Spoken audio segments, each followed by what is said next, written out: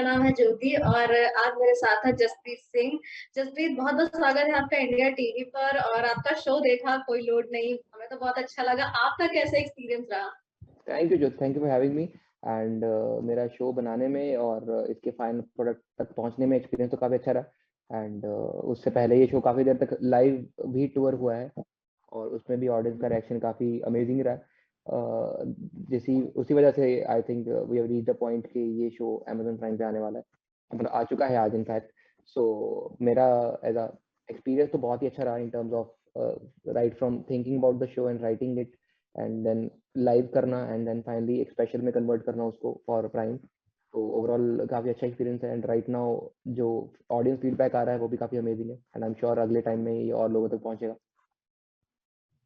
और आपका जो ये शो है ज्यादातर यूथ को बेस्ड है, तो इंस्पिरेशन भी आपको उन्हीं से मिलती है। और कहाँ कहाँ से आपको इंस्पिरेशन मिलती है जो आप इतना बढ़िया शो बनाते हैं और इतनी रिलेटेबल कॉमेडी होती है जिससे हम रिलेट कर पाते हैं? तो मोस्टली जो भी इंसिडेंट मैंने शो में बोले हैं वो सब ट्रू हैं, मेरे पर्सनल लाइफ के हैं। एंड कॉमेडी करते हुए मेरे को एक चीज़ तो समझ आ गई थी कि जो चीज़ हमारे साथ होती है वो काफ़ी लोगों के साथ होती है। कोई भी चीज़ सिर्फ हमारे साथ नहीं हो रही। अगर कोई एम्बैरेसिंग सिचुएशन है वो भी काफ़ी लोगों के साथ उससे वही या उसके जैसी कोई और सिचुएशन होगी। और अगर आप अपने बारे में बात करेंगे तो लोग रिलेट कर ही जाएंगे। तो मैं जनरली जैसे रिलेटेबिलिटी में मैं औरों के बारे में बात नहीं करता, मैं अपनी बताता हूँ एंड लोग उससे रिलेट कर जाते हैं बिकॉज लोगों की ज़िंदगी भी वैसी ही है जैसा मैं हूँ, राइट। बिकॉज मैं एक एवरेज इंडियन ही तो हूँ जिसकी तरह के बहुत सारे लोग हैं दुनिया में।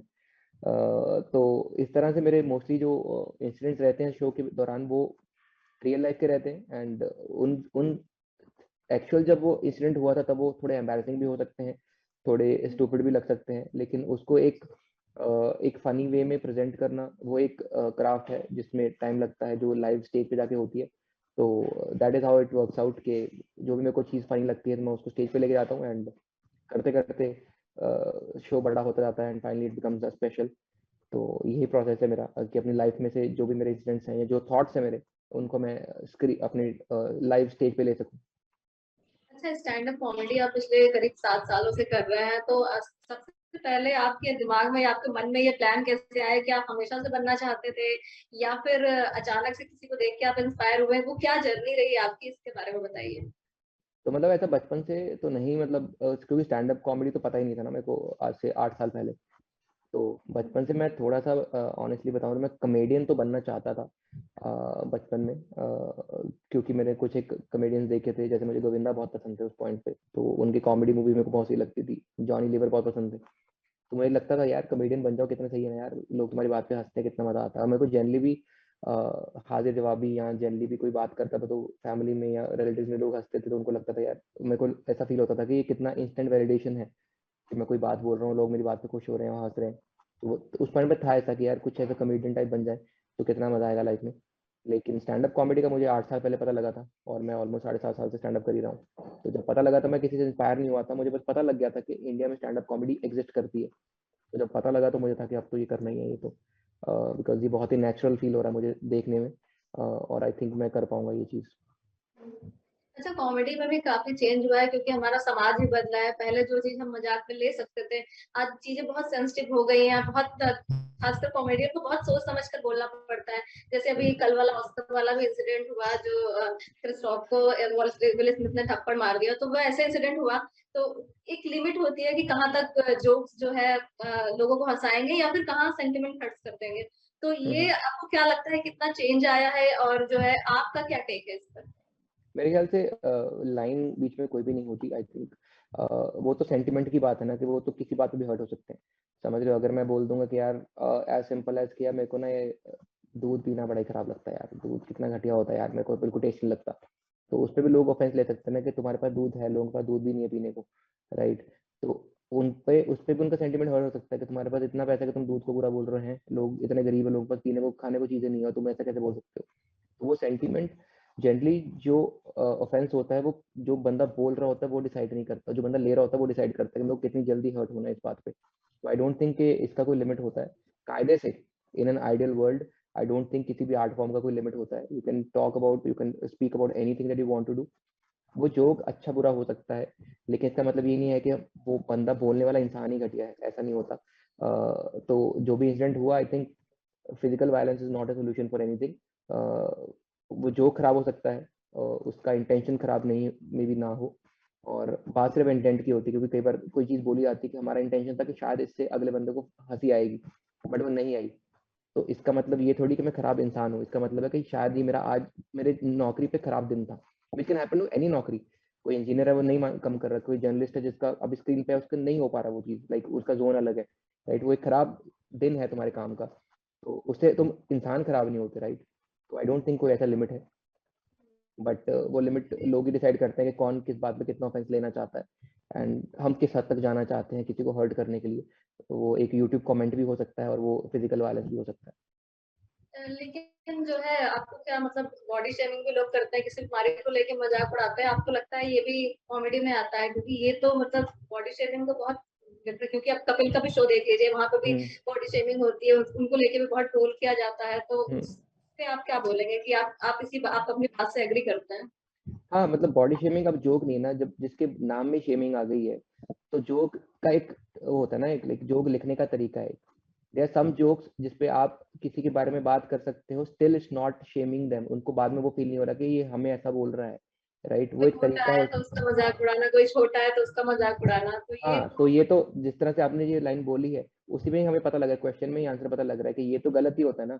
बट क्या एज अ कॉमेडियन तुम एक ऐसा जोक लिख सकते हो जहाँ पे तुम उस टॉपिक के बारे में बात कर रहे हो, बट स्टिल जिस बंदे के बारे में बात हो रही है उसको बुरा ना लगे, वो स्किल है ना। तो मैं वो बोल रहा हूँ, मैं ये नहीं, वो टॉपिक्स ऑफ लिमिट अभी भी नहीं है, बट क्या हम उस पर इतना अच्छा जोक लिख सकते हैं कि क्या जिसके बारे में ये जोक है वो भी बुरा ना माने, वो चीज है। और अगर अगर कोई मोटे लोगों के बारे में जोक कर रहा है, मान लो 10 लोगों को वो सुनाया गया, उसमें से एक बंदा है जो खुद मोटा है, अगर उसने भी वो जोक एंजॉय किया, इसका मतलब वो जोक तो ठीक ही है, बाकी लोग उसको ऑफेंस लेके अलग बात है, लेकिन वो जोक तो एक बंदे को ठीक लगा ना, वो चीज है। तो it's just a bad day at work, उसका मतलब ये नहीं कि हम खराब इंसान है, उसका मतलब है हम क्या, हम स्किल इतना ऊपर लेके जा सकते हैं कि हम इस टॉपिक के बारे में बात कर लें। आप विदेशी कॉमेडी देखो, क्या लोग कैंसर के बारे में बात नहीं करते, उनके वो जोक नहीं करते, क्यों? क्योंकि वो स्किल है, जिसके बाद लोगों को लगता है कि यार इस बंदे ने इस टॉपिक पे कैसे इतना अच्छा जोक बोल दिया। तो किसी किसी ने कॉमेडियन ने रिसेंटली ही बोला था, शायद रिकी जर्वेस ने बोला था ये चीज, कि वो चीज बुरी है, उसके बारे में जोक बुरा नहीं है। कैंसर एक बुरी चीज है, वो एक बुरी बीमारी है, जो हम नहीं चाहते किसी को भी हो, लेकिन उसके बारे में जोक बोलने वाला इंसान बुरा इंसान नहीं है, वो उसकी वजह से नहीं हो रही, राइट। तो मेन काम क्या है जोक का, ताकि जो चीज जिनके बारे में तुम नहीं हंस सकते, अगर तुम उनके बारे में हंसना शुरू कर दो, तो क्या एक कॉमेडियन अपने स्किल का एक एक्सट्रीम ना पा जाएगा। तो वो चीज है, हम कोशिश कर रहे हैं कि हम इस तरह से इतने अच्छे आर्टिस्ट बन जाएं कि हम एक ऐसे सेंसिटिव टॉपिक के बारे में जोक कर सके कि लोग बोले यार वाह इसकी बात तो सही है, और इस पे हमें हंसी भी आई। वो स्किल है। अब वो स्किल आने में 15 साल लग जाएंगे, लेकिन उसके बाद जो गलतियां होती रहेंगी बीच बीच में, जब हम कुछ बोल देंगे जो उस तरह से लैंड नहीं करेगा जैसा हम चाहते थे, तब गाली खा लेंगे। बट लोग ये सोच लेते हैं कि शायद ये इंसान ही खराब है, वैसा नहीं होता। हम सिर्फ एक लाफ के लिए काम कर रहे हैं, एक गीगल के लिए काम कर रहे हैं, एक क्लैप के लिए काम कर रहे हैं। वो क्लैप कहीं से नहीं आता, उस दिन लोगों को लगता है शायद इंसान खराब है, वो ऐसा नहीं होता, वो बस एक दिन वो जोक हमारा उस तरह से लैंड नहीं हुआ जिस तरह से हम चाहते थे। अच्छा, आपका अगर पूछा जाए आपकी फेवरेट कॉमेडियन कौन है, इंडिया के या बाहर से, तो कौन है? मेरे को ऐसा देखने में जो मैं ग्लोबली मैंने काफी लेट देखना शुरू किया था, तो मेरे को डेव चपेल बहुत अच्छे लगते हैं। मेरे को पेटन ऑसवाल्ड का एक स्पेशल है एनिलेशन, वो मेरा बहुत ही पसंदीदा स्पेशल है। रिकी जर्वेस मुझे बहुत अच्छे लगते हैं, तो इनको मैं देखता हूँ। उनसे मैं बहुत ज़्यादा सीख नहीं पाता, क्योंकि एक तो रिलेटेबल नहीं लगता मुझे बहुत ज़्यादा, बिकॉज उनका लाइफस्टाइल और कल्चर बहुत अलग है। बट उनका क्राफ्ट फिर भी दिखता है मुझे कि यार मतलब ये कितना अच्छा लिख देते हैं यार, ये किन किन टॉपिक्स के बारे में बात करते हैं। बिल बर हैं एक, उन्होंने कितने कितने टॉपिक के बारे में बात करी है जो शायद हम सोच भी नहीं सकते कि यार इसके बारे में इतना अच्छा कैसे लिख सकता है कोई। या जॉर्ज कार्लिन है, जिन्होंने रिलीजियस और पॉलिटिकल जोक्स किए हैं, वो मतलब अभी यहाँ पे रिलीजियस जोक्स अभी शुरू हो रहे हैं। वो मतलब 80s में 90s में रिलीजियस जोक्स कर रहे थे, और बहुत ही ब्रिलियंट है, क्योंकि वो उस उनका स्किल इतना अच्छा था कि वो एक ऐसा जोक पुल ऑफ कर गए कि लोग सुनने के बाद भी कोई ऑफेंस नहीं ले पाएगा, यार बात तो इसकी सही है किसी हद तक। तो वो एक स्किल की बात है, और मैं उन सबको देखता हूँ, मेरे को अच्छा लगता है उनको देखना। बट एट द एंड वही होता है कि हर किसी का कोई काम पसंद आता है आपको। मतलब फुल फ्लेज शायद मैंने किसी का भी वॉल्यूम ऑफ वर्क ना देखा हो, लेकिन कुछ एक शोज हैं, कुछ एक एपिसोड से कुछ एक शॉर्ट वीडियोस हैं जो मुझे बहुत पसंद है। हसन मिनाज का स्पेशल है होम कमिंग किंग, मुझे बहुत अच्छा लगता है वो। तो ये सब कॉमिक्स हैं, और इंडिया में भी मुझे अनिर्बन दास गुप्ता देखना पसंद है। अजीम बनात वाला है, उनको देखना पसंद करता हूँ मैं। मेरे को अभिषेक उपमन्यु फनी लगते हैं, और बहुत सारे नए कॉमिक्स भी हैं जिनके कुछ कुछ जोक्स मुझे बहुत ही प्यारे लगते हैं। तो मैं मोस्टली कॉमेडी कंज्यूम करता हूँ इंडिया में जो भी बनती है। मैं वो सबका ऑलमोस्ट वीडियोस देखता ही हूँ। अच्छा, आप लाइव शो भी करते हैं, तो कभी ऐसा हुआ है कि आप लाइव कर रहे हो और ब्लैंक हो गए हो भीड़ को देख के, या कुछ कभी ऐसा हुआ हो कि ये समझ में आए कि आगे क्या बोलना है, ऐसे कुछ सिचुएशन हुई है आपके साथ? ये ऐसा रिसेंट पास्ट में तो नहीं हुआ, आई थिंक पिछले 4-5 साल में तो नहीं हुआ ऐसा कुछ। पहले भी लाइक कई बार एक आधा जोक जो होता है जिसका फ्लो ब्रेक हो जाता है बिकॉज़ कोई इंटरप्शन हो गया या कुछ सिचुएशन ऐसा हो गया सामने, या होता है ना कई बार आप परफॉर्म कर रहे होते हो एंड कोई बंदा ऐसे रूम में वॉक कर जाता है, तुम्हारा डिस्ट्रैक्ट हो जाता है पूरा। तो वैसा बहुत स्टार्टिंग ऑफ द करियर में हो जाता था कई बार, बट अभी ऐसा हुआ नहीं। और अभी क्योंकि मटेरियल भी इतना होता है हमारे पास कि अगर एक चीज़ थोड़ा-सा फ्लो ब्रेक भी हो जाए, you can move to the next one. तो ऐसा ब्लैंक तो नहीं हुआ मैं। बट कई बार जैसे अभी रिसेंटली एक कॉलेज में परफॉर्म कर रहा था मैं, और ऑलमोस्ट 4 से 5 हज़ार बच्चे होंगे। तो उस एनर्जी में it's very difficult to perform, क्योंकि स्टैंड अप की जो ऑडियंस होती है वो जनरली सीटेड होती है और साइलेंस में सुन रही होती है, और वहाँ पे ऐसा माहौल ही नहीं था। तो after starting a joke I felt कि ये तो कंप्लीट ही नहीं कर पाऊंगा मैं जोक कभी भी, क्योंकि ये 15 मिनट का जोक है और इतना टाइम तो मेरे को देंगे ही नहीं, बिकॉज वो इतना चीयर है, तो इतना एंथुसियाज्म, इतनी एनर्जी थी जस्ट कि मैं वहाँ पे पहुंच गया था और लोग खुश थे। तो फिर I had to move to smaller smaller jokes के रैंडम इंटरेक्शंस भी करनी पड़ी, और बीच में अगले जोक पे भी जाना पड़ा और छोटे-छोटे टॉपिक्स करने पड़े, ताकि उस सीन में मैं फिट बैठ जाऊँ। बट ऐसा अभी तक रिसेंटली लकीली नहीं हुआ कि एकदम से कुछ ब्लैंक ही हो गया और समझ नहीं आ रहा क्या करना है नेक्स्ट। अच्छा, आगे का क्या प्लान है? कोई और शो आ रहा है आपका, या फिर कुछ मूवीज या फिर कुछ ओटीटी में भी कुछ करने का प्लान है कि कुछ एक्ट भी करना चाहेंगे आप? अभी के लिए तो ये वाला शो का जो भी अच्छा रिस्पॉन्स आएगा वो बटोरना है अच्छी तरीके से। और अब नेक्स्ट टारगेट तो वही है, लाइव कॉमेडी का ही टारगेट होता है हमेशा से। और अभी इसके बाद बिल्कुल ज़ीरो हो गए हैं दोबारा से, अब करियर स्टार्ट होगा दोबारा से। अब दोबारा से कॉपी पेन लेके पहला जोक लिखना है दोबारा, बिकॉज़ ये तो पूरा शो चला गया ना एक बार में। जनरली जब यूट्यूब पे डालते हैं तो हमारे पास 1.5 घंटा होता है, 10 मिनट जाता है।